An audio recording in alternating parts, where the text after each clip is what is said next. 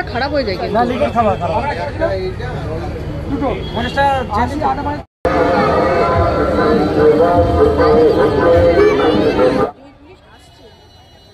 Hello everyone, welcome to my channel and my new vlog. আর এই দিনটা ছিল আমার আর সবার 2025-এর প্রথম দিন। মানে হ্যাঁ, আমি এইরকমভাবে আমাদের 2025-এর ফার্স্ট দিনটা শুরু করেছিলাম। যদিও এই মুহূর্তটার আগে যে ঘটনাটা ঘটেছিল সেটা খুবই বিরক্তিকর ছিল, সেটা নিয়ে আমি তোমাদেরকে বলবো। ফার্স্ট অফ অল দেখো কি সুন্দর ডেকোরেশন। ইয়েস, আমি ছিলাম লেক টাউনের এই মেলাটাতে, আমাদের খুব কাছে। আর এইরকম দিনে মেলাতে গিয়ে, যেখানে কেক আর পৌষ মেলারই মেন সঞ্চারণ, সেখানে গিয়ে যদি কেক না খাই তাহলে কী করে হবে। অ্যান্ড ইয়েস, আমার কাপ কেকস খেতে খুব ভালো লাগে। অ্যাকচুয়ালি আমার সব ধরনের কেক খেতে খুব ভালো লাগে। সো আই স্টার্টেড অ্যান্ড এইবার আমি শুরু করব আমাদের মেলা ঘোরা। আমার মনে হয় না কলকাতা এবং কলকাতার বেশ বাইরেও এমন কোনোজন আছো যারা আমাদের লেক টাউনের মেলায় আসোনি।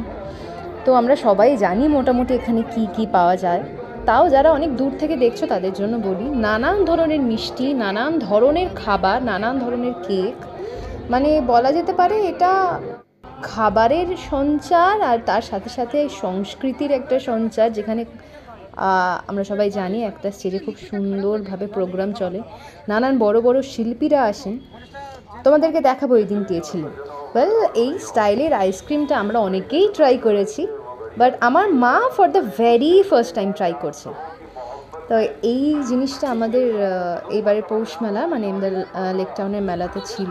So I thought to make my mom try it, and I was feeling that আমার মা খুব এনজয় করছিল অন দ্যাট ডে।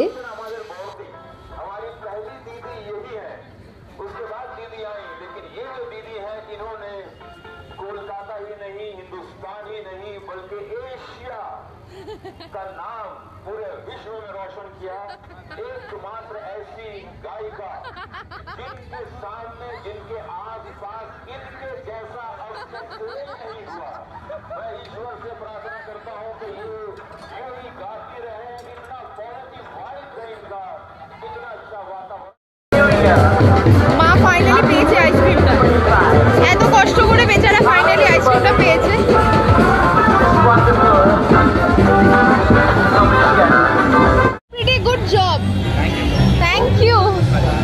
সত্যি ওদের কাজটা কিন্তু এতটাও সহজ নয় যতটা আমরা দেখে ভাবি। আর এই যে আমাদের সবার প্রিয় উষা উত্থুপজি, ওনার গলার ভয়েস শোনার সৌভাগ্য আমাদের সবার সেদিনকে হয়েছিল। বছরের শুরুটা এত সুন্দরভাবে হয়েছিল।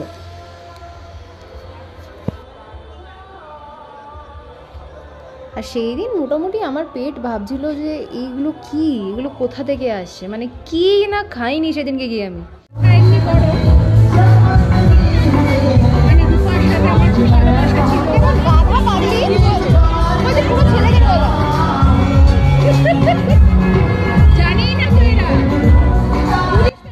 সত্যি কিছু মানুষজনদেরকে দেখলে মনে হয় যে সামাজিক শিক্ষাটা কেন প্রয়োজন। আর এবার যে মানুষটাকে দেখাতে চলেছি আমার খুব প্রিয় একজন মানুষের, মনের প্রিয় একজন মানুষ, মানে আমার হিসাব মতো জামাইবাবু। আর উনি হচ্ছেন বিধাননগর পুলিশ স্টেশন বা বিধাননগর এরিয়ার কমিশনার। তোমরা অনেকেই হয়তো চেনো বা চিনে থাকবে। বহু বছর পর হঠাৎ দেখা।